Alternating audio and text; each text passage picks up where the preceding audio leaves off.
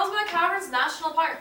My name is Ranger Emily, and today we are going to talk about the most popular mammal that lives in this park, and that is, of course, bats.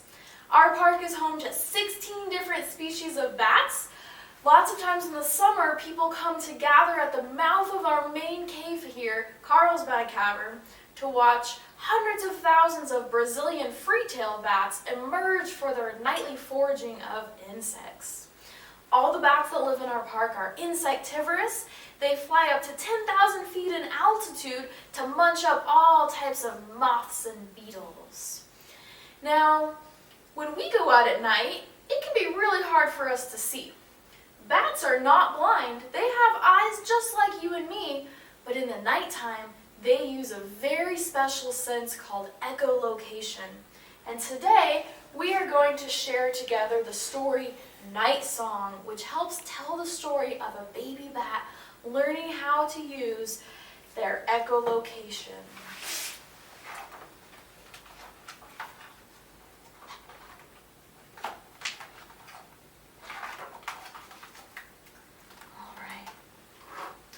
The sun had set, and the shadows clinging to the walls of the cave began to wake and whisper. "Cheero, little wing," the bat mother said to her child. "Tonight you must fly out into the world, and I will wait here for you."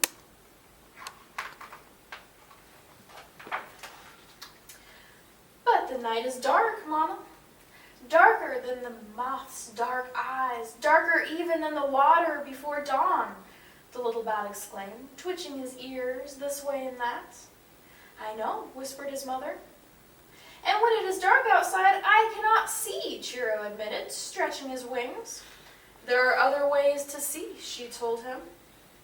"Other ways to help make your way in the world. How? Use your good sense."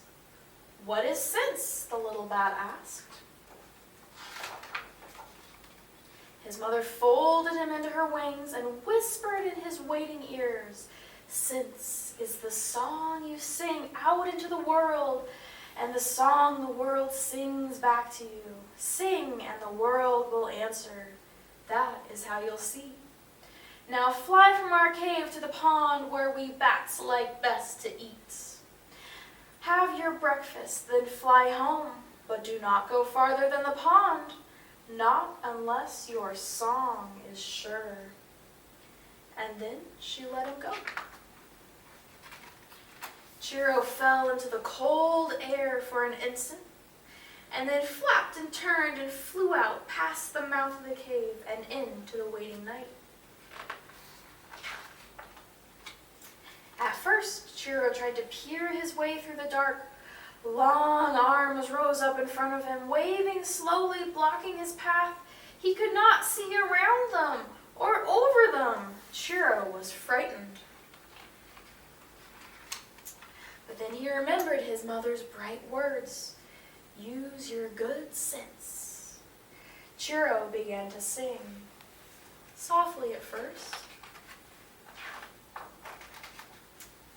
but then more surely. His song flew ahead of him, and soon he could hear something singing back. Tall trees called out to him, chanted the lengths of their long branches and the girths of their round trunks.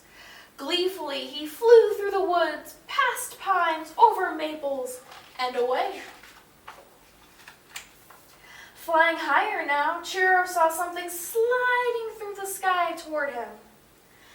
So out went his song, and where danger once threatened, now Cheero saw only a flock of friends flying above him on their evening errands. As he flew farther, Cheero heard strange sounds, lines of noise, 1,000 voices buzzing from one end of the sky to the other. For just a moment, Cheero didn't know what to do or which way to go. But then he followed his own song. In the sky behind him flowed a river of whispers, fading away. The pond was just ahead. When Chiro came to the pond, still singing, he was very hungry. All the night creatures were there above the reeds, thousands of tiny flying tasty things, each one humming a different tune. For Chiro, each of their songs sounded like breakfast. Chiro ate well that night. When he was full, he stretched out his wings again and thought about flying home, but he began to wonder just a little. What lay beyond the pond? What lay beyond his mother's words? So Chiro flew a bit farther, and the familiar fell away from him. Out to the margins of the world. Then he was truly on his own. He flew fast toward a high dune, each grain of sand calling out in a chorus as he passed. Chiro flapped up and over the top of the dune and out over the strand, singing louder than he had ever sang before.